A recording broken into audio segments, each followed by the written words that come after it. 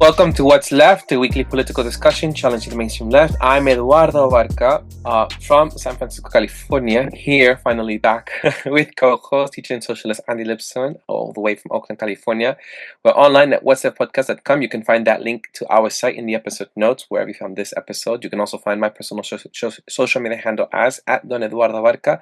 Please subscribe, rate, review, turn on your notifications, and share your favorite episode wherever you found this episode. We have merch as well if you fancy a shirt. Contact us at our site on whatsleftpodcast.com. Contact Andy.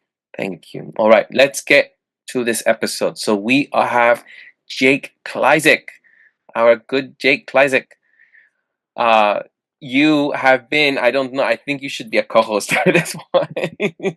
I could introduce you, but you're always on here. I'll just quickly say, you are the author of School World Order, the Technocratic Globalization of Corporatized Education, Trine Day books, and also contributed to New Politics, the Center for Research on Globalization, Op-Ed News, Interpret Report, The Dissident Voice, and Unlimited Hangout.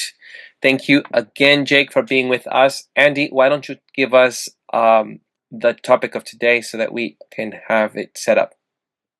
Yeah, well, first off, congratulations, Jake, on your recent Unlimited Hangout article, which sounds like it got a real good response about Trump and the Department of Education. Like, it sounds like you got a lot of people responding to that. Oh, well, thank you. Yeah, I mean, I reached out to many people. There was a few people that reached out to me, but it's a long list of media contacts that I sort of curated over the few years that I've been doing this, and thankfully, many of them were responsive. There was a few that weren't, but that's okay. Yeah, and I kind of start there because in many ways, I feel we on What's Left are blessed because you came to talk while you were putting that article together. You came and were prepared to talk on our episode about Trump and the Department of Education and Project 2025 and how all that stuff is lining up. There's nothing new here, folks, and what was really going on, or trying to make sense of what's happening. And so I felt very fortunate for that. And this episode is in some ways a continuation of that, but it kind of came in a discussion you and I were having about, like, I was wondering, what are you up to these days? And you said, like, you're kind of looking at budget websites. And you sent me a number of links to look at federal budget, but also things broken down in the Department of Education.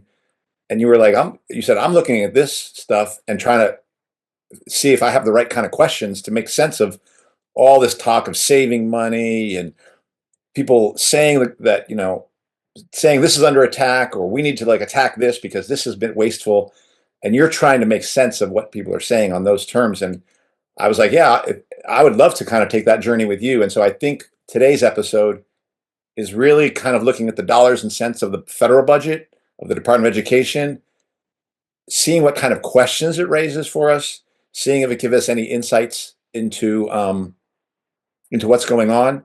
And I'll just say, I don't often look at this kind of stuff, and so I'm glad that you asked me to do that. And last thing I'll just say is, I feel like looking at these budget stuff, I'm not really just looking at federal priorities. I feel like I'm looking at how the federal government is operating to control us. Like, that's what it starts to feel like a little bit. I think that's the framework I'm starting to feel like. And it raises questions about what are they up to with this stuff. So I'll just say that, like, that's kind of my takeaway from this. But I'm looking forward to just kind of workshopping, looking at websites and money and seeing what comes up. Yeah. I mean, the reason I even started looking at the particulars, I mean, a lot of it has to do with, so as I've been writing this article and since I've written the article, they've made several moves, that them being the Trump administration, the Trump and Secretary McMahon, towards actually doing their dismantling of the department.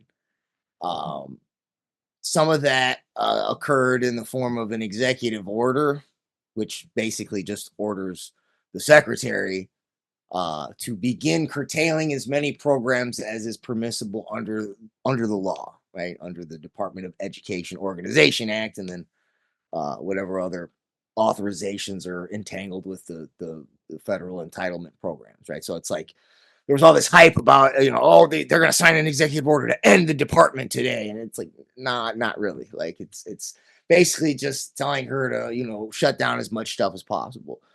Doge also did a lot of that with cuttings, a lot of the grants that it basically found to be in violation of the executive orders that were the Trump signed to get rid of all the DEI type stuff.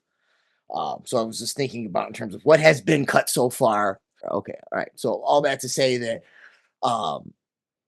there's this debate around whether or not what's on the left, right? It seems like one of the main concerns on the left. I mean, like the Democrats, right? But in general, left, like the worry is that he's going to cut like the entitlement funding for like poor people and like the disabilities funding and things like that.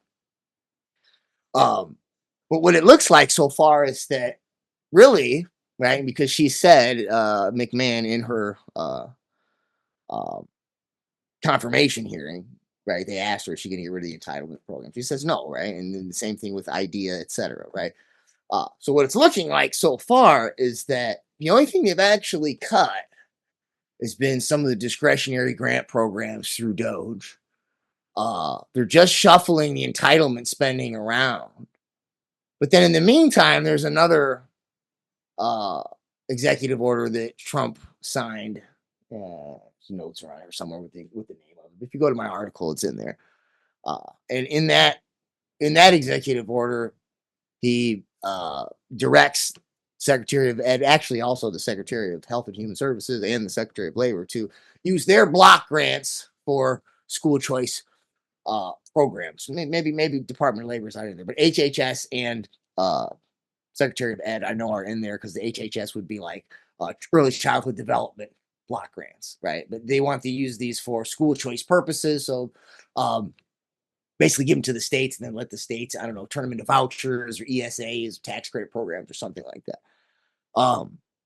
So, I'm thinking about it going like, well, if they're going to keep the entitlements, and they're cutting the Doge programs, but they're actually going to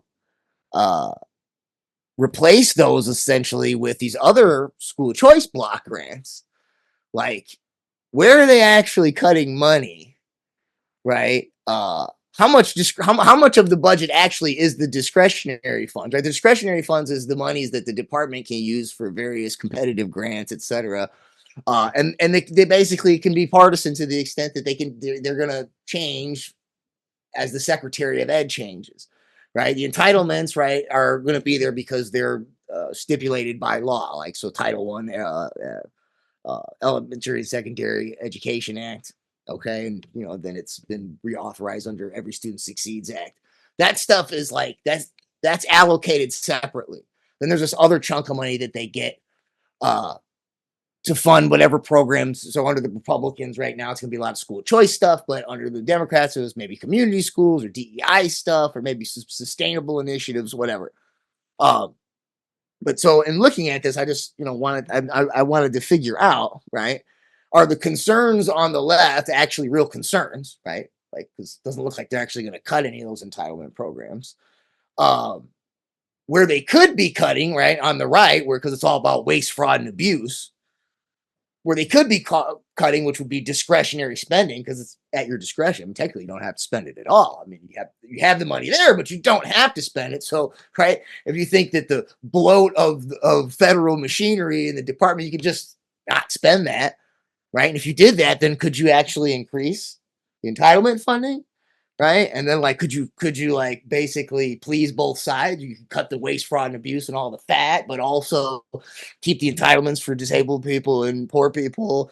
Like, right. Come to find out, if you look at the budget, about 2/3 of it, somewhere around there, maybe more, maybe probably at least that, is actually money for basically FAFSA. It's for it's a federal student aid for college. Right. And so it just so looking at that, it just I wanted to dive more into like how do you slice this pie up?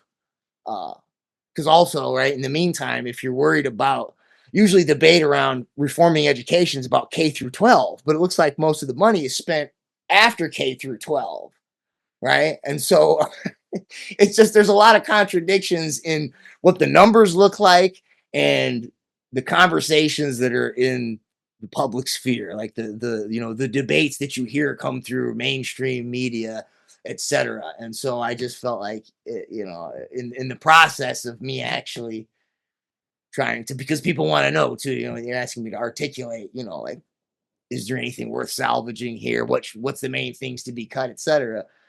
I feel like looking at the actual numbers, the in and out, uh, might give us a more accurate map of the territories, so that we could maybe parse reform uh, in an appropriate manner. And can I do a screen share to kind of walk people through because some of that stuff I can definitely see, so that people get to kind of visually see the thing you're describing, because Yeah, yeah, it was pretty surprising to me as well. And then Jake or Eduardo, or stop at any of the points just to make sure we're on the same track. So let me share my screen, and I have a lot of. The first website you kind of had me look at was the one that was from fiscal data, and you can go to deficit, debt, revenue, and I'm here at spending. You can see what that's about, 3 trillion right there. Let's see, let me get that right. 1,000 million billion, yeah, trillion. So you get that thing. And just if you go down here, it allows you to break down the federal budget both in category and an agency. Right now, I think it's on category. Let's see, that's agency. This is category. And you can see that the area we're looking at is down here at the 3%. Like, first of all, the federal budget, the area that people are so excited about, that removing the Department of Education, as you are noting, they're not doing that. They're just breaking. If they're doing anything and doing what they say they're going to do, they're going to get different parts of the Department of Education into different wings of other existing bureaucracies, like Health and Human Services, a big one, but the Department of Labor is another one. And so what we're looking at in terms of this piece of the pie for savings represents 3% of the budget in the education part. And in terms of, and then you can break it up into the agency, Department of Education. Department of Education, if you just look at that, is now only 2% of the entire federal budget. So that's what we're looking at. But then this was the thing that you sent me. When you break down that Department of Education budget even further, and you look at what part most of that money goes to, this is the Office of Federal Student Aid. This is like guaranteed student loans and all that kind of stuff. The vast majority of that money goes to, like, in terms of, I don't even know if it's just 60, well, maybe you're right, 60 to 70% goes to just paying for, it's all money for post-secondary education. Here is the Office of Elementary and Secondary Education, all right? And then here is the Office of Special Education, and then another Office of Post-Secondary Education, which is an additional amount of money for that. So that was actually very surprising for me to see. I'm going to stop. I think I'll stop sharing this and we can come back to it, to see what percentage of the actual money that is delegated for in the Department of Education, most of it's going post-secondary. Most of that money then means it's basically going from the government to the student as a loan, and it goes from the student as a loan paid to tuition. So it's the government. It's sort of like healthcare, but in the college area. Healthcare is a way, the costs of government healthcare are basically a subsidy to pharma and to the hospital industry and the healthcare industry, and the middle person is us. But in this case, the vast majority of the money that is spent in the Department of Education is spent really to go into the coffers of colleges, and is experienced as a loan paid to the to the student, which they are supposed to pay back. And I think one additional. Should I stop? Well, I got a question because Yeah. so is it? Do we know? Because I hadn't had a chance to look all the way. Now I know some of that is FAFSA grants, Okay. which you don't have to pay back. But is some of it? Does some of it go towards, like you said, the guarantee? Does somehow that money back some of the loans? It was about 100. Yeah, about 100 billion. I heard was per year is paid in the form of guaranteed student loans that the government would expect. Some of it's not even grants. It's not even like okay. Right. Now, that was here's what I the had claim. thought. No, hold on. And here's the claim. The claim is, but we're losing money. We're not getting paid back. But that I looked into that. That's not true. They didn't get paid back very well in 2020, the COVID year. Like there was something about that. But I looked at another website. I'm going to share this. There's people who say, well, these guaranteed student loans, at one point they thought it was going to be a revenue builder. It's not really clear if it is, but I've seen things like 0.65% of students' loans are 90 days more delinquent. This other site I went to, it was about does the government profit off of it? And basically it had this chart that said in 2020, it didn't do so well in terms of the loss. It was like basically out of $100 put out, $18 were lost. But it generally, here's in 2019, 2018, out of $100 loaned, $5 lost, $2.50, 70 cents lost. They get paid back for the most part. And you could wonder if they even make money over time. I don't know about that, but it's a loan. I mean, or a piece of that part of the pie, this pie that we're looking at right here. Piece of this Office of Federal Student Aid is for loans, and I think it's about 100 billion of it, of that. And the other thing that was said in this article right here is the net recovery rate for defaulted loans is about 80 to 85 cents on the dollar after subtracting collection costs. The recovery rate is much higher than for commercial loans. So the government does a much better job getting paid back than banks, because the federal government has very strong powers to compel repayment, including administrative wages garnished, offset of income tax refunds, and offset Social Security benefit payments. So you can basically say, look, you didn't pay me back, so you're not going to get Social Security later on. So for me, when I saw the attack on Department of Education, in reality, if you really wanted to look at, if you thought there was money going away from a department, it's actually an attack on the guaranteed student loan program more than anything, at some level, right? Like if someone was saying we're going to make that thing go away and even make the money for it go away, it represents fiscally, it seems to represent something which would create more insecurity for for that big part of money, that is the grants and the loans that come as a result of that 150 billion that goes to post-secondary education. And that was a big, so it's that.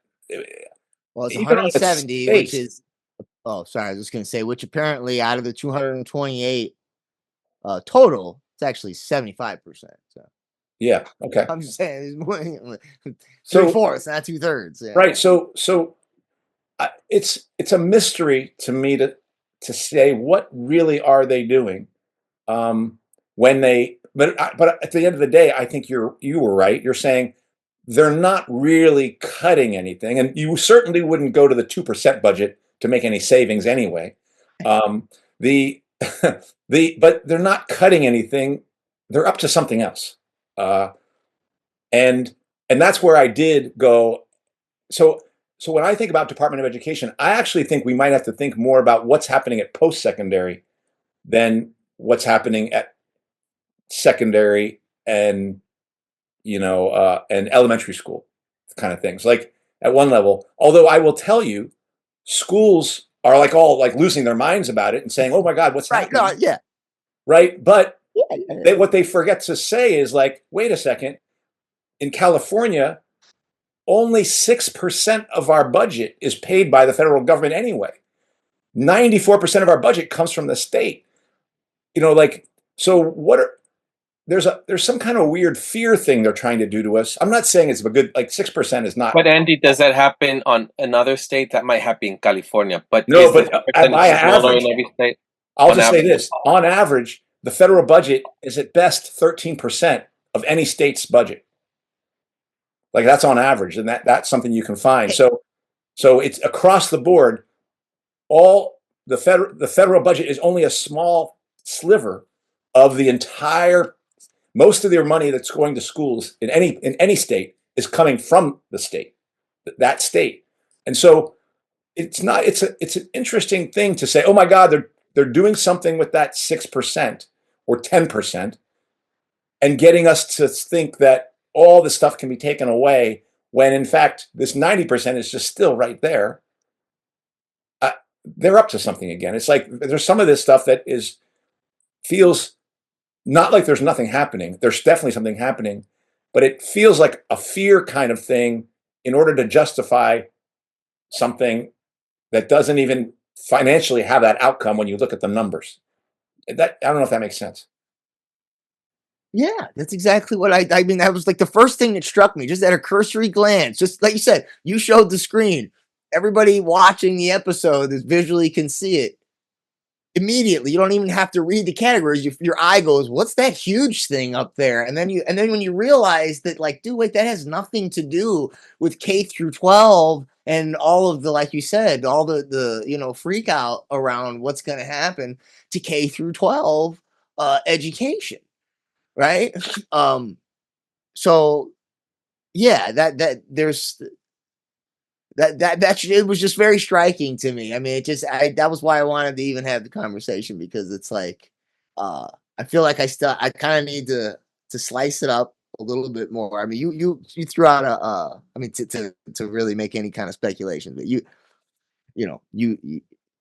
wonder why.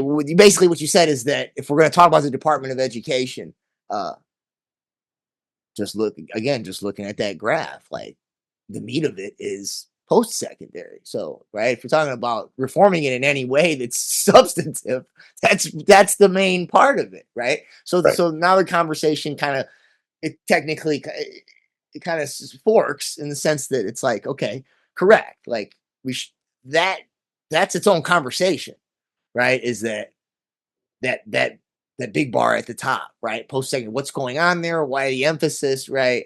That would need to be necessarily tackled more or less separately from the whole rest of the budget. Now, another conversation, if we just look at those, yeah, go ahead. I was just going to say I have friends in special education, so just to note that the reason I think maybe just me thinking that why is there such a fear? It's because of it may be relatively small portion of the overall budget, but it does support. I've been hearing from the special education department because I used to be an interpreter in SFUSD, and that is in special education for deaf students. So I hear that it's supporting specific programs serving specific things like the Individuals with Disabilities Education Act, which allocates $1.5 billion for special education services. Also, that the percentage of federal funding can vary significantly across different school districts. In some rural or high poverty areas, federal funds may compromise a larger share of a district's budget, depending on local demographics and financial needs. So I'm only just sharing what I've been told from friends who are in rural areas or also in special education, because I've been in a special education with deaf students for a very long time. That might just be it. Can I ask you something about that, Jake, to see if I because I think you know the answer to that, but let me see if I got this right. The thing I would say to them is even if Project 2025 did exactly what they said they were doing and went and attacked the Department of Education, all they're saying is those funds in that special education move from the now dismantled Department of Education and move to underneath RFK Jr. in HHS. They don't go away. They go into a different area. To make them go away, you have to do something else. I don't think they can do it out of an executive order because it's not a discretionary fund. It's something else. I can't remember what the term you used, Jake. Entitlement. And so, entitlement. And so you'd have to do something else to take those entitlements down. So what I would say, if somebody was telling me that, oh my gosh, they just made this shift and now we have to make these cuts, I would be like, wait a second, that money is still there. It's just been shifted. Instead of my cut being checked by Health and Human Services, now the check's being cut by the Department of Labor in my school. Why do I care where that's coming from? It's the same check. I don't care who writes it. So that's why I feel like some game is being played here to just, so I don't know yet. I'm just saying, but if cuts were to be said, we have to make them because what's happening with Department of Education, I kind of call bullshit on that, because the money is still there and HHS is just the one allocating it, and they don't get to they can't really say, oh, it can't be allocated that way. It's an entitlement. So that's my question about that. And Jake, maybe you can respond and see if I got that right. Yeah, no, I mean, everything you're saying is accurate, right? Like, so as far as, and the same thing goes for, so title, okay. The special education entitlements are largely come from the Individuals, Disabilities, and Education Act. But as far as, you mentioned, students that are in schools, students, etc., in impoverished areas rely more or have a larger portion of their funds met with federal dollars. This is true because they get this money from Title I of the Elementary and Secondary Education Act, right? That allocates a certain amount, a certain number of dollars for schools that are in those areas. So you are correct there, but those are entitlements, and you can't get rid of them by executive order or by restructuring the Department of Education. Those are stipulated in the laws that I just listed. So those entitlements aren't going away. They're just going to be moved to other agencies, other departments. But I also understand why. Just looking back at, I guess, I'll just go ahead and screen share just so we can look at it again. I mean, now it's the third largest part of the budget of the Department of Education budget. Yes, I'm sorry, the third largest part of the Department of Education budget. But right, it's not a whole lot, right? I mean, relatively speaking, right? We got 170 over here, right? It's not. It's close to as much as is allocated for just elementary and secondary ed more broadly. I would imagine some of this is Title I funds. See, this is one of the things I don't like about this website is that I'm kind of opening another can here, but let me just land that plane first, which is, so yes, those entitlements are sticking around. Those monies aren't going anywhere. Unless there were some discretionary funds that were laid aside for students with disabilities, like that's not going anywhere. So there's no need to be worried about that. But I understand why you would be, because visually you can see that, right? It's not the bulk of where the money goes, right? But in the meantime, and we don't have to go too deep into this, but I do want to note this since I'm here, like, Office of Elementary and Secondary Education. Now, okay, Title I funds. Like notice that nowhere in here does it tell me where Title I funds, like how much of this is, right? Like I wish it was diced up into all of these various categories. Here's another strange one. So you see here, Department of Education by subcomponent for fiscal year 2024. We got Office of Federal Student Aid, Office of Elementary and Secondary Education, Office of Special Education and Rehabilitative Services, Office of Post-Secondary Education, more money going to after K through 12, Office of Career, Technical, and Adult Education. That is going to be, well, technically, see again, I don't know, does some of that, is there's like dual credit stuff? Would some of that go into K through 12? I know the adult ed stuff would go that would be technically post-secondary. And I will say that at least in Illinois, I know that whenever the adult ed programs I've worked at are the majority of the funding they receive, it's inverse. It's like 90% federal, but that's a side note. Okay. Office of Innovation and Improvement, Disaster Education Recovery. We didn't have any disasters last year. So look, that green means this is the money they had aside for it, but obligations would be, right? Green is budgetary resources, blue is obligations. That obligations is what they actually spent. But anyways, Institute of Education Sciences, Office of Language Acquisition, Departmental Management. What does that mean? Is that like to pay staff? Like, you know what I mean? Like, Yeah. I'd like to know what that means. I'm guessing that's what it means, but Yeah. I don't know. Maybe it doesn't. Now let's look at the offices, all the offices. Let's see if they're all there. Well, we got one that Office of the Chief Information Officer, that wasn't listed. Okay. Office of Communications and Outreach, that wasn't listed. Office for Civil Rights, that wasn't listed. Let's see. Office of the Deputy Secretary, that wasn't listed. Keep going. Office of the General Counsel, that wasn't listed. Office of Finance and Operations, that wasn't listed. Office of Legislation and Congressional Affairs, that wasn't listed. So, this thing was called, this website, which is usaspending.gov. If you go to is it the about? If you go to the about. That's the mission. Yeah, but it's under Oh, okay, that's yeah. under you can't click on the about. They'll give you the mission, background, etc. Yeah, here we go.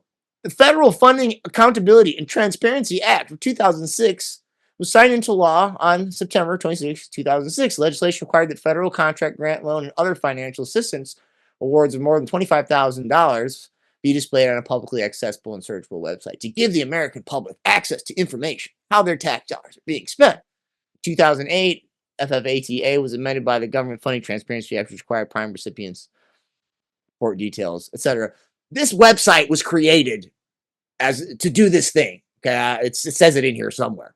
All right, so they passed a law to be transparent, and they made a website to be transparent. But when you go to it, it doesn't show you all the things that it has on the actual. It's very frustrating to me. I don't know if I've noted this earlier, but we're going to use, I'm talking to the audience right now. We're using this as a hopefully representative sample, but if I was going to do this and iron it out and nail it down, I'd spend a lot more time trying to figure out stuff like I just where the budgets of those different departments, the budgets of the title funds. I've done some I've tried to search for chat whatever AI is in the search engine I'm using will tell me some estimates, but I don't know if they're accurate. So Right. one of the things last thing I'll say is to go back to where we are. So we're kind of back in that direction, talking about education data. Whoops, sorry.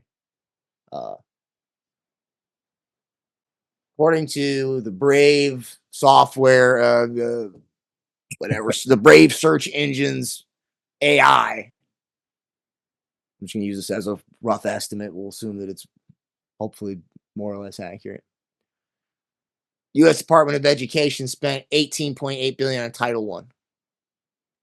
If it spent $18.8 billion on Title I in 2024, and the office, come on, give me the numbers. Total is $27 billion for the Office of Elementary and Secondary Education. We're going to assume that that's the bulk of K-12 spending. What is that about? Well, that's another 65 to 70%. Okay, there's Title I funds. Okay. I think the idea numbers are similar. So, and just to also say that in special education, again, a vast minority of the money that any school district gets, it comes from the federal government. I think it's 7% is from the federal government, 25% is from the state, 60% is generally gotten from local school districts. So special education money is actually mostly financed. This is in California, out of school districts. Again, I'm kind of guessing that across the country, those numbers aren't that different. Yeah, I was just gonna say, if I remember correctly, the numbers were very close when the last time I looked and got an AI answer for that one. Just trying to get a rough estimate. That the amount spent on disabilities entitlements, I thought it was just for IDEA itself, IDEA, Individuals Disabilities Education Act. It was about the same amount. And just to really spell this out, the reason I think I just get suspicious is, again, it comes out of that whole thing of Democrats and Republicans being two wings of the same bird. If you can get one part of the, well, actually, they're mixing a metaphor, but if you can get one part of the bird to squawk, and then the other part of the bird says, "Oh, we got to do this sort of thing," they're actually working together sometimes, and sometimes you can kind of see it when they basically say, "Oh, we have to cut this because so and so Trump did it, Trump did da da da," and then the Democrats go ahead and gives them cover to do the kinds of cuts and make the kind of changes they want to make, when none of the things that Trump is even doing have anything to do with the money that they're saying is lost. And so that's, to me, why I get suspicious, is because I operate with the notion that these are two political parties really working in tandem of some version of good cop, bad cop, and basically fooling us. Right, and that's part of why I wanted to lay out some of the numbers that I was just estimating. So, oh, you can open these up, and they'll break down the like you can click on. Why won't it let me go back to where I was though? That's not cool. Do you want to share? Because you're not sharing right now.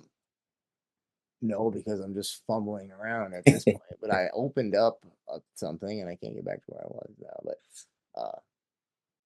But Eduardo, does that make sense to you, what you're hearing?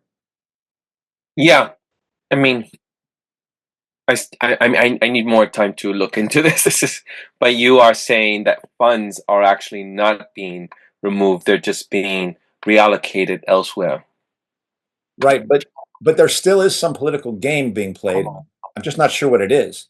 Like, if it's true that they're saying they're attacking the Department of Education, but if the majority of funds from the Department of Education are actually allocated for post-secondary, is there some kind of game being played to really make some sort of major shift in post-secondary? And going to one of Jake's favorite sites, I went to the 2025 to see what they want to say about Are you thinking that, Jake, too? Because I'm going to show Well, it. go ahead and pull it up. One of the things I know that they want to do, which you know, dude, I teach college, and I don't know. I mean, I'm not gonna.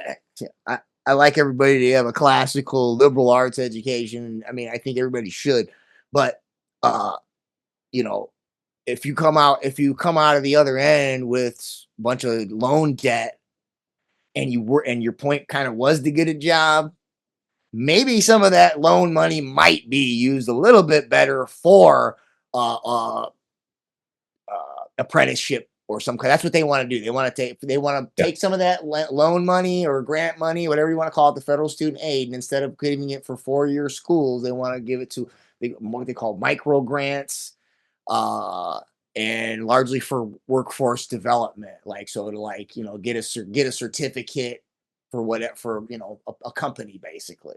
Yeah. I'm just saying that at least you might be able to pay that loan back because you're going to hopefully go straight into a job, right? I mean, that's it. I mean, is that what you saw as far as what In some ways, this is why I started to feel like so much more of this is about control than about money. I mean, or it's money being talked about as a means of controlling people. And so when I looked up, this is in the the Mandate for Leadership, Conservative Promise. It's in the mission part in the very beginning, the Department of Education section, and it's in the last paragraph of the opening section. It says, although student loans and grants should ultimately be restored to the private sector, they're saying, right? Or at the very least, the federal government should revisit its role as guarantor rather than direct lender. So I guess that answers that question. Yes, that's what's going on with GSA. They're right now the guarantor. Federal post-secondary education investments should bolster economic growth, and recipient institutions should nourish academic freedom. Oh, this is funny. Should nourish academic freedom and embrace intellectual diversity. This is very funny right now while they're trying to throw anybody out for saying what they are about Palestine. They wrote this at the time of DEI, right? DEI is against free speech and political correctness. Now that they want Israel to be supported for its genocide, now you got to throw people out for doing that. But whatever, that has not, however, been the track record of federal higher education policy, where the many institutions of higher education that are hostile to free expression, open academic inquiry, and American exceptionalism. Federal post-secondary, so that's a throwaway statement. Here's what's going on really.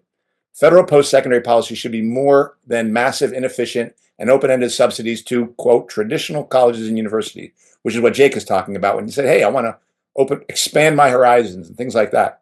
It should be rebalanced to focus far more on bolstering the workforce skills of Americans who have no interest in pursuing a four-year academic degree. It should reflect a fuller picture of learning after high school, placing apprenticeship programs of all types in career and technical education on an even playing field with degrees from colleges and universities, rather than continuing to buttress a higher education establishment captured by woke diversicrats and a de facto monopoly enforced by the federal accreditation cartel. Federal post-secondary education policy should prepare students for jobs in the dynamic economy, nurture institutional diversity, and expose schools to greater market forces. While you're reading that, I'm thinking, I'm like, so they basically destroyed the classical liberal arts purpose of the college to like actually explore these ideas and be like a free thinker and made it about all this like ideological, postmodern, identity politics. Like, that is their version of the liberal arts philosophical exploration of the good, the true, and the beautiful, so to speak. Yep. Right. And so that's a waste of money, right? Don't bring back the old classical liberal arts, trivium, grammar, logic, rhetoric, right? The classics, all that type of stuff. Just replace it with the machinery and to put these people in the factories to, what's the guy, the commerce secretary? I keep wanting this, Lutnick, right? Lucky Lutnick. Yeah. Although they're going to be putting tiny screws in robots. So, anyways, like, yeah. And, and then it's like embedded because that's their rationale for everything they're doing right now. It's woke. It's got DEI in it. So that's why we need to just chainsaw it. Sorry, right. But in the same way that you had seen how within the secondary and elementary stuff, they were moving towards the homeschool charter model, which had a real current of ed tech and getting people into that sort of thing. That was the language also used. I didn't find it this one. They were talking about lifelong learning as a model within the post-secondary thing. And that I remember from talking with Allison is right up the alley of get out of the college, just get it online and basically, get your badges, you'll be skilled for this, and then suddenly the job market's going to change. Then you got to get a new set of skills. You're always going to be like a hamster on a wheel, trying to find new education because your job has just been, not outsourced, but it's been outsourced to a computer or to AI. That's a UNESCO term, by the way, lifelong learning. I was looking for the thing that I thought it was right here. It's not. There was a file that Charlotte had. It was K through 80. And it was like talking about MIT knowledge supply chain, and when I read it, I'm like, I don't know if that clicked for you, but remember the episode we did on systems dynamics, that's MIT came up with systems dynamics, and it was started with supply chain dynamics, or J.W. Forrester. So it's like making education the knowledge supply chain for the industrial supply chain, right? For the, just these little intellectual cogs in the bigger machinery. Yeah. But anyway, so yeah. But in a situation where, so when I'm going to go a little bit off field, when they talk about things like U.S. aid and the CIA funds and things like that, they were really talking about making it leaner and meaner for the United States preparing for war. And I do see this kind of change and shift. There is an element of it that feels like war preparations, that feels like people have to get serious about what their jobs are going to be, because they're going to be certain jobs that the state and the state and the corporations fused together are going to offer. There are other ones that are not. You're going to have to get in line and figure it out, because we're going to like tariff our country, make ourselves immune, or as best we can, to supply chains externally. So we need a workforce that we can control internally. So that's how I look at some of this language and some of this stuff done. That's why that word control felt more to me, because they're not actually taking money away. Like you said, it's not saving any money. They're just shifting it somewhere else but it seems like there's a power move here. Yeah, no, I mean, definitely whatever they're doing, it's not cutting waste, fraud, and abuse. Okay. It's not bringing in free expression. Okay. It's not bringing in the classical, traditional method of education, in this conservative, uh, using UNESCO terms. And their mascot for school choice, unofficially, Corey DeAngelis got a background in UNESCO as well. Uh, but so that's all very clear. I think ultimately there's some it has something to do, I think, with the new blockchain economy that somehow a distributed remember that the blockchain economy, they like one of the ways that they described, like, oh, it's decentralized, right? That was like the way to get people on it, decentralized, right? Like it's, which means it's therefore anti-authoritarian. But I think that the decentralized grid of a blockchain data mining and data aggregating system is somehow more amenable or uh, functions more smoothly with a distributed bureaucracy Hmm. as opposed to a centralized one, if that makes sense. Like, Yeah, and so in other words, distributing, like if you have, because the decentralized blockchain is going to have a ledger for not just every student and every teacher, but every product and every service. So that's that's already, you've already cast a net that's covering the whole terrain, right? That's kind of centralized in its own, just distributed in a different way. And so, it's almost, I think in some ways, it's sort of just removing, like I said, the redundancies or duplicative sort of agencies, or instead, like you needed to get mental health programs in education and in workforce and etc. Like same thing with sustainable development, right? You need a sustainable initiative in HHS and at the Department of Ed and at EPA. Now, right, you can sort of track all those outcomes, right, at sort of through individual nodes. And so health can be health, and education has been reduced to basically, right, the health of the cogs, the sort of the cattle, right, so to speak, and then their skills, right, like their ability to perform the jobs they need to perform. Well, one of those can be done under labor, can be, that data can be tracked by labor. The health part can be tracked by HHS. The money can be tracked by Treasury. Whether or not they get out of line can be tracked by Department of Homeland Security or whatever. And education, right? What's that? Right? I mean, yeah. insofar as we need some sort of cognitive mechanism, some sort of cognitive training mechanism, we got AI for that. Well, Right? I You got want to tech for that. this goes right along because I swear I remember hearing, who are those clowns that were talking about how excited they were about like the new AI stuff, and they kept on talking about blockchain and things like that. And I was like looking up just HHS discusses accelerate blockchain portal with PSC. That is the smart contracting working group within HHS. So it is like this is something that these things are put together. Yeah, and right, 100%. And look, here's the other thing. So this is kind of sort of a tangent, but that Bobby is he's pushing for Snap and WIC, or Snap, I'm pretty sure, at least it was uh basically food stamp Yeah. programs to be given out, so you can't get sugary drinks with it. Right. Now listen, it's hard for me as somebody that knows about nutrition and stuff to say, you know, that's to argue against it, I guess, right? But regardless of how you feel about, how you should allocate the monies for people that are in need and aren't carrying their own weight, that's social credit, dude. That is.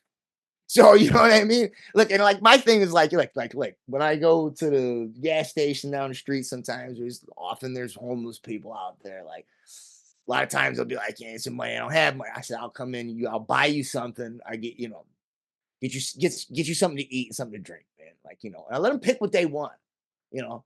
A lot of times they're just like Cheetos and like a pop. I'm like, dude, you're out here in the cold, man. Like, so I'm like, all right, I'll buy you that, but here, like, I'll buy them like a body armor, like sports, something a good clean. They're not asking you for some green tea or some chai or and like a sandwich. Like here, like some like, you get some protein, you get some vitamins. You want some candy too, whatever. That's fine. I understand. You know what I mean? Like sometimes it's just that little sweet treat to just make your day a little lighter, whatever. Like side note. But the point is, like, how you regulate that with programmable tokens. Yep. And I don't know if I mentioned this. I couldn't have because I don't think I knew it yet. But one of the things they want to do with the education savings accounts, they want to convert. First of all, what they want to do is they want to convert Title I funds into ESA monies. Right? It's basically what they call them. Sometimes they call them neo vouchers, a school choice money. You just take that money, but the ESAs, you can do more than just put it in tuition for schools. You can buy ed tech products and tutoring, et cetera, stuff like that. They want to use fintech. They want to use digital wallets like Class Wallet and this thing called Odyssey, right?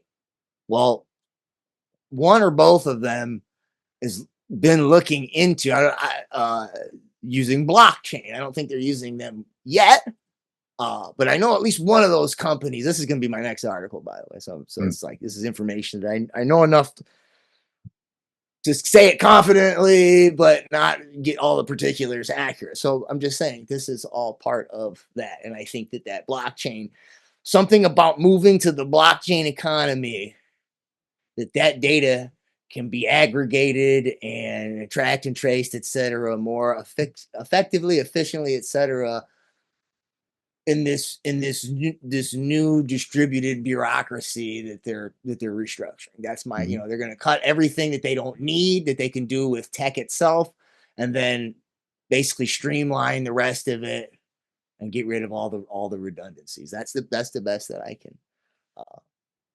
can surmise about that. I can see that. Eduardo, I'm curious what you think of RFK distributing money out but not allowing you to get sweet sodas. We've had this discussion before on an episode, didn't we? Oh yeah. we had I think it was a tax on soft drinks here in San Francisco, and there was I think it was a proposition or something. Yeah, was it? You were basically saying that a higher tax on sugary sodas, and basically saying it's for your health. We're going to tax it more so it can be healthy. And I was opposed to it, and Eduardo was. We had a discussion. I was for it at the time. I think it was 2018. Yeah, and I had thought you tried to encourage people, or you curb people's habits through what I almost said, social credit control.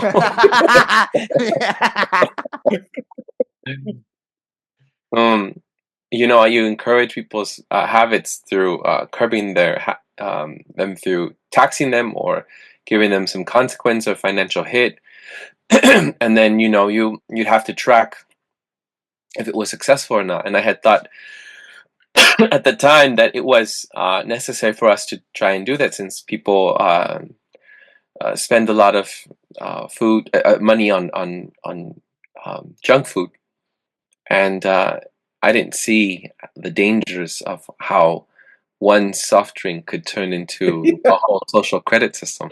Correct. I didn't even, honestly, when we were just debating that was before 2020, and I became aware of like how this digital shit was going crazy.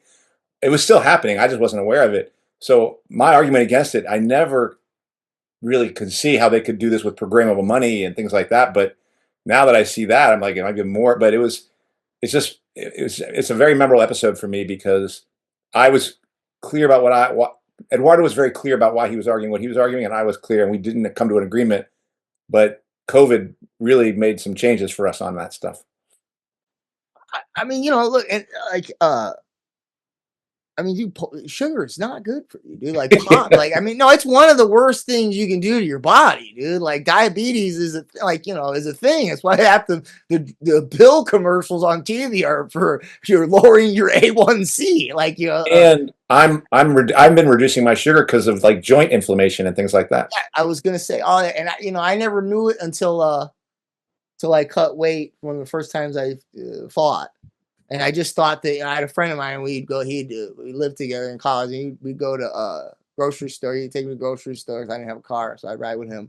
And I'd always get a candy bar when we're standing in the thing, and I'd always offer to buy one. He's like, and he'd always say, "I don't like those. They make me feel tired." Like, talking about it, dude. And then I was cutting weight for the first time. That's for obviously sugars and pop and stuff. And then and then when I was done, when the fight was over, immediately, I want to give me some cookies. And I had this feeling that I knew the feeling, but I didn't know. I just thought maybe I wasn't sleeping right. I didn't know that it was the sugar. It was like you get that you spike and then you crash. You just feel like, bah, and I'm like, oh, wow. Like, and yeah, but like I said, joint inflammation, all that type of stuff lowers your immune system. The point is, uh, and in the meantime, then you're filling up your stomach with empty calories, so they don't have room to put in the nutrients you need. I mean, it's a whole thing, all right? So, but I cannot condone the social credit to a pop thing. I would just like, people need money for food,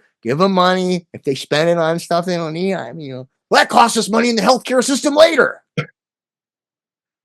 That's your tax dollars at work. Dude, I mean, I don't want to go too far with this, but like, have you ever seen some of those old because everybody's always comparing things to the Austrian painter and his policies, but like those, like some of the I would show it when I teach this when we read Brave New World in the first chapters, like all the genetic engineering. So we're talking about like, you ever heard of this thing called eugenics? And we're like, what's that? And they're like, you ever seen this guy before? We're like, yeah, we know who that guy is. And then you're like, well, that was the thing that was his whole theory about why he did the thing that he did, right? And but so some of the posters I would show was like, one was like they started with the mentally handicapped people, and it was like, something was like, this costs however many Reichsmarks a year to house this. That's your money, is what it said. That's your money, German citizen. Same idea, right? Same kind of idea. We're not putting anybody in camp. We're putting other people in camps right now, right?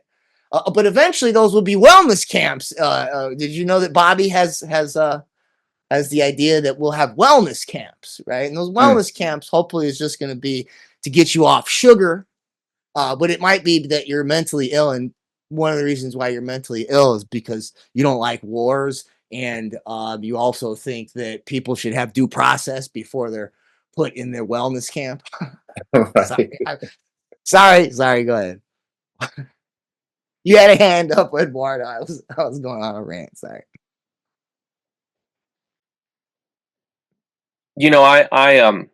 I'm on another podcast. I don't know how long I'll be on there because my co-host is hogging and sharing propaganda, and all he wants to do is just sort of venting here, and all he wants to do is monopolize our podcast that was supposed to be ours. Anyhow, it's called Bantercast, and it's with my best friend Jacob Schmidt, and we've been longtime buddies since we were adolescents. He was born in California, and we connected because I was in Idaho at some point in my life. When I was 17, he was 16, and here we are on a podcast. And he is a Trump supporter, a MAGA supporter, and he loves Trump, adores Trump, and he maybe worships Trump. And I think he has an altar for Trump with the hat and everything I saw on the back, and the big U.S. American flag. And he named his son some Celtic name.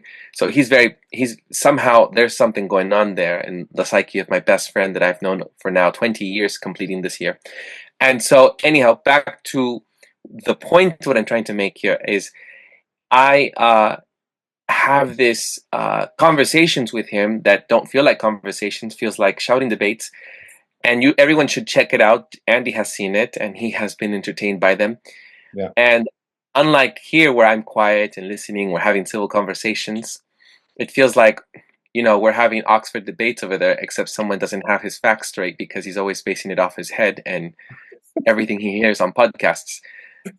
So back to Andy, why are you laughing? Because I don't know if you're speaking to our audience or to Jake right now. The Anyhow, other Jacob, your I'm friend. setting it up. All right, The all right. point is, we are discussing many like principles of U.S. American democracy, and he is very proud as a U.S. American. He feels that I'm being be attacking the country and being anti-patriotic and someone that holds two passports and is a U.S. American citizen and a Mexican citizen.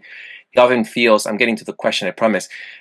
He often feels that I'm anti-American, and I'm not. Actually, I think criticizing government and leadership is important for progress. I think that we advance and we have the things that we have in our society, even though I think we have a long way to go for true freedom and real civil liberties, are because of pushback from people, unions, civil rights groups, or anybody that is trying to go against the government. I think that is what makes societies developed. Anyhow, I have this question since we're discussing allocating funds, and I'm seeing a lot of the websites that I'm seeing here how the reallocation of education funds under Project 2025 is being designed to decentralize control, increase parental choice, and promote private and religious education options.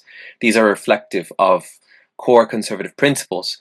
And I'm thinking, as I'm going back to that podcast tomorrow, and we're going to be on another shouting match, uh, advancing religious and ideological education is a core conservative principle, and I'm for the freedom of expression and anyone choosing what religion or belief or whatever they want to choose. I'm not religious. I'm just a Buddhist layman. But how does this fit in with the separation of state and church? If we are trying to, if the government is reallocating it so that folks can choose what religious education options they have, isn't increasing, isn't supporting through public funds or federal funds given to families to put their kids through religious education, isn't that a conflict with the U.S. American principle of separation of church and state? So that Thank you for my has long rant and my question, everyone. you're good. I have a lot going on. It's all good. It's good. That has that's okay. So when they do a couple things with that. So there's two main, well, I should say three now that they did the executive order. There's three angles by which the current Trump administration is pushing for the school choice money to be used for religious institutions, religious schooling. Um, so the first is the education savings accounts. I mentioned that. Okay. Uh, Another one was the block grants. I mentioned that. Okay. The third one is something called, it's a bill that hasn't been passed yet, but it's in Project 2025 and it's on the table, and that is called the uh, ECCA, Educating Children for Choice Act. Okay. That's the one that I think is important to them for this very purpose, which is that uh, vouchers. So there's a loophole there, but so when states have made voucher laws where the government writes a voucher and says, here, gives it uh, to you to pay for whatever school, and they've used it for religious schools. Um, that has been challenged. Uh, in I think, did it go to federal Supreme Court? I know it at least went to the state Supreme Court in one or two of the states where I can't remember the states, but where it was tried and challenged, and the court ruled that that violates separation of church and state clause. Okay, because the government's directly issuing money to be paid directly to a religious institution. So that's somehow the state's subsidizing or supporting a particular faith or religion. With the education savings accounts, which is why they call them that, by the way, savings accounts, because you aren't saving anything. It's a pool of money that, that they took from you when they took your taxes. Now they're going to give it back to you in a savings account, separate from the IRS, I think they're called 529 savings accounts. It's different. It's just it's a type of write-off you can get for saving money for like college and stuff. But these ESAs, I'm not sure if those have been challenged on the same round, but that since it's put in a pool, the theory is that, and this is how they discuss it at like Heritage, they say it's not, once the money goes from the government into the ESA account, I think part of this is why they want to use Class Wallet and these fintech companies, because it'll be like this middleman will be able to say that that's the parent's money once it's in the wallet. Once it's in the parent's wallet, it's their money. And the wallet is programmed to only allow that money to go to authorized schools and services, et cetera. And some of those could be religious. Okay. So that would be, since the government didn't hand the voucher basically straight over there with your name on it, and there's a middleman, they will try to say that there's a separation. But the third one that I mentioned, that one for sure, that's the best one for this one. If they run into a challenge on the ESAs where they go, nah, dude, it's still government money, dude. Like, you know what I mean? Like, just because you got a digital service in the middle that's kind of holding the money before it goes, that could be challenged maybe. But if they do the ECCA, that bill is written to say specifically that I had it written down on a note somewhere nearby, but I won't waste time trying to find it. It says, I'm a paraphrase, it's pretty close. Nothing in this law authorizes or allows or permits a scholarship granting organization to be controlled by the government, etc., after receiving a tax credit. And nothing in this bill, I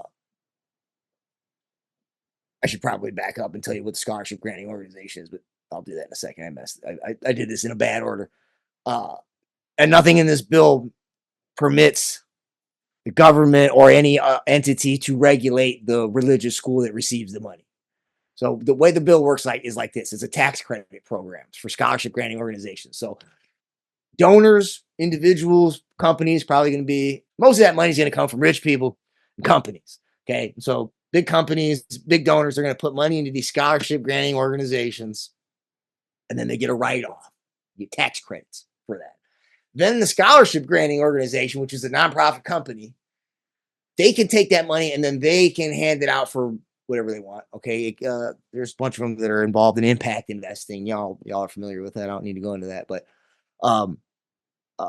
others are, a lot of them are geared towards giving scholarships for students that want to attend religious schools.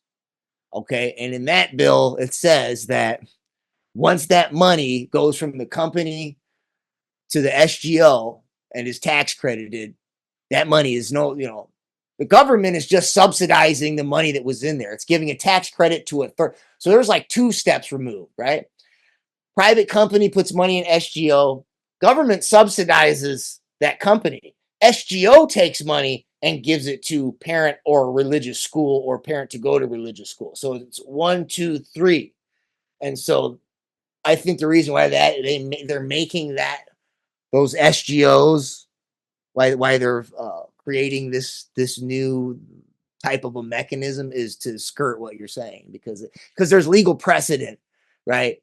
They know you can't just go straight voucher, right? That to religious schools. So that's how they're going to try and dance around that. And Thank you for indulging me, because I have been thinking about Project 2025's objectives, goals, and its conservative values. And I don't mind people having conservative values. I'm not sure how we're imposing, though, or how there's a sneak about. But I would say that I would say, Eduardo, that people who think they're going to fight for freedom by opposing the by defending, if you will, the separation of church and state. First of all, our separation of church and state, even under the name that it came, was the idea of freedom of expression. Right. That doesn't exist in this country. And and 9/11, Really? 9/11 shows that there certainly is not freedom of expression. What came right after that? I think for now, as I hear something like separation of church and state, and liberals thinking that they're somehow defending themselves, when what they need to be looking at is separation of church and of state and corporation. And I do feel like somehow they're literally missing the actual threat for what is this sideshow fight that often takes place around abortion rights or around religious issues, and I'm not saying people's religious beliefs are important, but I somehow feel like progressives have been able to become distracted into missing the actual takeover that is eliminating people's freedom and thinking that those freedoms are preserved in this area of separation of church and state when it's actually being taken away from us because of the fusion of corporations in the state. And those are the parties that, if you were going to fight this entity, those are the parties you got to keep apart. Well, this is a side note, but I mean, it's just interesting because you pointed out, or you kind of bring it up, which is that it should also be a separation of church and corporation. And but I don't know if you know this, but like, so the tax exempt status of your Catholic Church, your Orthodox Church, and some of your original Protestant churches, they're just grandfathered in as tax exempt religious institutions. They weren't the idea of a church being a 501c3 is a pretty new thing. I want to say maybe mid-century-ish. When you register as a 501c3 as a church, you actually are limited in what you can say about political things. Can't endorse candidates, etc. Right? And it's a whole thing, right? And I don't want to go on a thing, but I always wonder, like, why even do that? And I was a church. It was a small little church I used to go to once upon a time, and they later did do it, and I wasn't happy with the way that church went after that. But they were considering doing a 501c3, and I was like, why? You guys aren't you already grandfathered in as tax exempt? He says, yeah, but if we want big donations from big donors, you can't write as much off to just an old school church. If we're a 501c3, we'll attract the big donors, because then we can write more of that money. They can write more of that money off. Well, you know what happens when you get a 501c3 and you attract all that money? The next thing you have is your church looks like a Starbucks. Yeah, it looks like, and you hire like business managers for it becomes a company. It literally becomes a company. And it's like, I remember coming back a few years later and a big foyer, and this, like it reminded me like a Starbucks, and lights on the stage and all that. And it's like, dude, I'm going way away from the time. But it's like, when I go to a church, I don't want to be reminded of the world. All right, that's not what you know what I mean. Get the world in the world, Mhm. but anyways, that also plays into this whole thing, because it's that corporate church structure, like the big mega church, like the Paula Whites that are on the Trump's faith task force, like these, the TBN type, the Hal Lindsays and the Falwells, like they are not just some of the big donors behind the Republican machine, including the war machine, but they're also some of the megaphones for the rhetoric and the propaganda that gets people thinking that Trump is somehow a Christian and a man of God and all this type of stuff. So yes, your point is, what the point you're making is even broader and bigger and deeper and wider than you might realize. But I do. There's a few things I do. I'm going to get back to that budget eventually. Do we want to wrap up here now? Well, there's one thing I want to say. Okay. One thing I want to say about the budget, and that is this, right? and this is why I quantified some of those numbers in terms of how much the entitlements in terms of, right, the money, Title I, right, money for schools in impoverished areas, and then all the Individuals with Disabilities Education Act entitlements, right? If they're roughly the same, which is the numbers I had seen the first time, right? And we just looked up the numbers for Title I. It's about 18.8 billion. We'll just say 20 each, right? 20 and 20 is about 40 billion. Okay. 40 billion is in entitlements. 40 billion out of 228 billion. Okay. How much of that the all of the sort of contention in the public discourse around this debate about, waste, fraud, and abuse, and all, who's gonna take care of the children and all this is basically like Eduardo mentioned, right? People, one of the main things people are worried about are the poorest schools still going to get their money, and are the children with disabilities still going to get their money? Looking at this budget, I think I can increase the entitlement spending for both of those while cutting still, certainly, if I remember some of the numbers I had looked at last time, was that the discretionary spending was about as much as the entitlement spending. Mm-hmm. All right. So, like, I feel like and I haven't even really dug into it. I feel like just from the amount that we've looked at, that I could increase the entitlement spending and still reduce the budget by more than anybody in the Trump administration is going to do.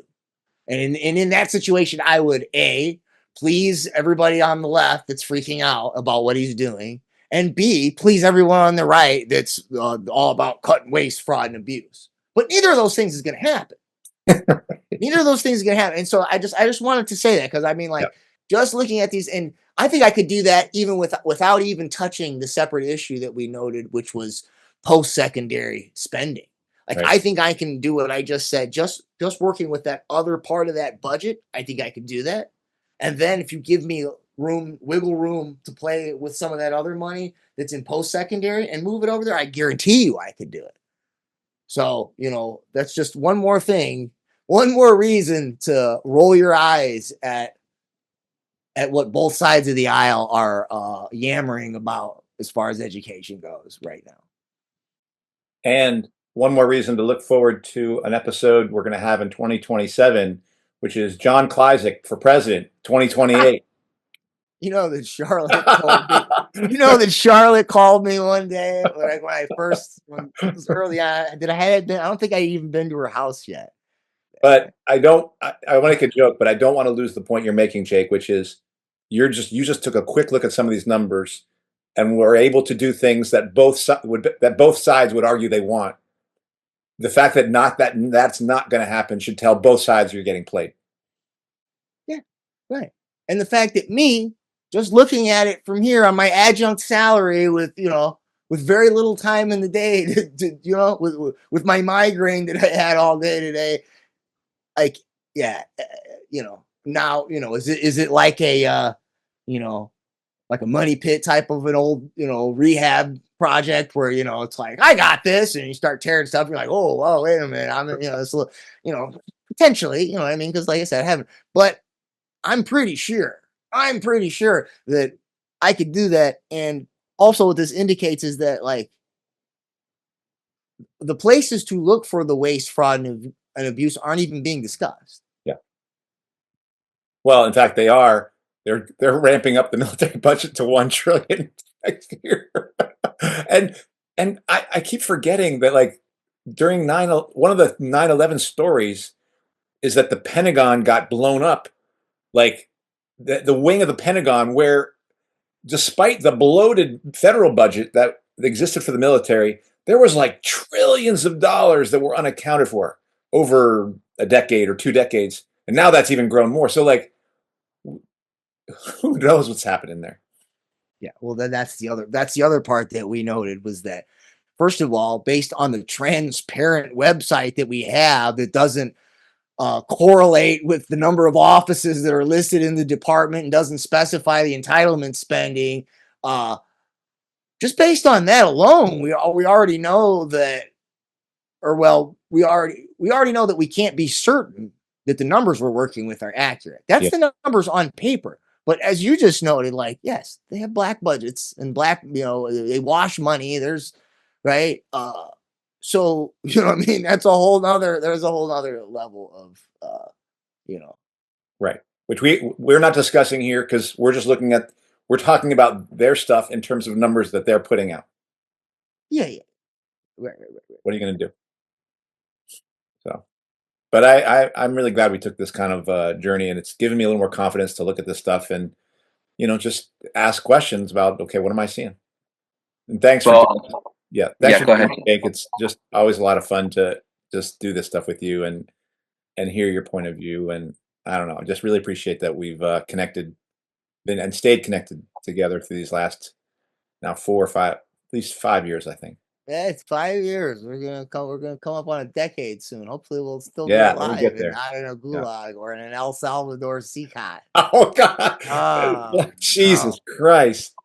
no. Don't get me started on that. That fucking God No. damn it. Never mind. Sorry. Hey, you know what I did today though? I looked at the old episode, the one where I was talking about the Trump stuff, and I wanted to I can't believe I didn't mention anything about that. About everything we talked about was how I thought he was gonna get in and be a warmonger, which is all accurate, but I could have swore that I put on the table that we talked about what I thought was going to happen with the deportations and camps and all that as well. But maybe I must have mixed it up with something else. But I don't think on that episode. no, But it wasn't. I watched the whole thing because I was going to repost it and go yeah, like, "Hey, everybody, this was from last year."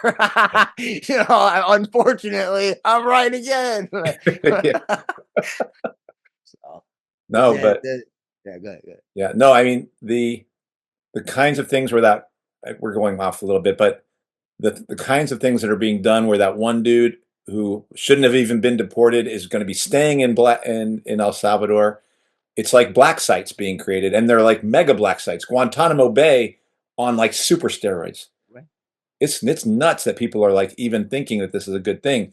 Like they did it with so-called terrorists. Now they're doing it with immigrants. Then they're doing it with people who have legal paper status. Then later, Trump even said, "Hey, this would not be bad to do it with homegrown criminals." I know that was why. So, dude, like they're openly saying they're coming for you. Like I don't know people. So yes. And that's why I was telling you be careful about yeah. types because you also do the other thing I don't know if you noticed was what did I see today? Oh, okay, because you heard about this kid in Wisconsin that whacked out and killed his parents and supposedly was going to assassinate Trump. Oh yeah, yeah. So they're saying that uh this is on Fox, and if you get TV news and you watch it throughout the day, you will see that there's always about 3 or 4 narratives that that's what they want you. That's what they want to hammer in your head for the day. Usually the same thing. It's usually the same topic on both sides, but like some polar, thing so that you hate your neighbors, right? But what they had on, I've told you, I think like Tesla vandalism is terrorism and all that. Everybody's a terrorist, right? Well, now they're saying that uh people criticizing what he's calling him a dictator for deporting people without due process are potentially going to get him assassinated, which means you are contributing to terrorism by saying that people should have due process, basically. Yeah. So that's, I mean, like, So so I was saying, like, dude, you got to be careful with your verbiage, dude. Like, and the other thing is, like, it's like eventually it's going to be AI. It's just it's going to scan. It's going to pick up a word you said, and you ain't going to be like, "Hey, but what about the context?" And it's like, dude, doesn't matter. You made these sounds with your mouth. yeah, basically. yeah. Yeah. And they're already using AI to scan visas of students. So, like to do visa scans, they're using AI to sweep their social media and things like that for people who apply for who either are applying or have applied for visas in like colleges and things like that. Well, the other thing, we're going on. We got to wrap up. But you reminded me, I was going to mention earlier, Bobby's going to get rid of the cell phones in the schools. Yeah, because they're bad for you, the EMF and stuff. So I was like, was he going to get rid of the tablets and the internet connections and the computers everywhere then? No, of course not. So why is he getting rid of the cell phones? So you can't film what goes on in there. That's like the only out of all the things that those phones do in a classroom, which none of it's conducive to learning. But at least you can catch a teacher, you know what I mean, being a weirdo or whatever. Now you ain't gonna be able to do that. All the parents were so happy that they figured out what was wrong with their schools during COVID. No, to me, I think it's just more conditioning for us to basically saying, yes, the government should control us. And like you do it there, and then they do it to you, like, and you can't stop it. Like it is just more. And of course, teachers were going to love it. Oh yeah, stop the students from having their cell phones. But basically, once again, the state wins. But none of us as teachers are happy with cell phones being like students using their cell phones. We're all seeing it as a distraction. But when it's like the sugar thing. It's like the sugar tax. Once you let the state decide that, you've brought in a giant, much bigger problem than the student with the cell phone. We did an episode on the coolest dictator some time back before Trump came into administration in the White House, and we discussed it. And I had already said at that time the suppression of independent media was what Bukele was doing.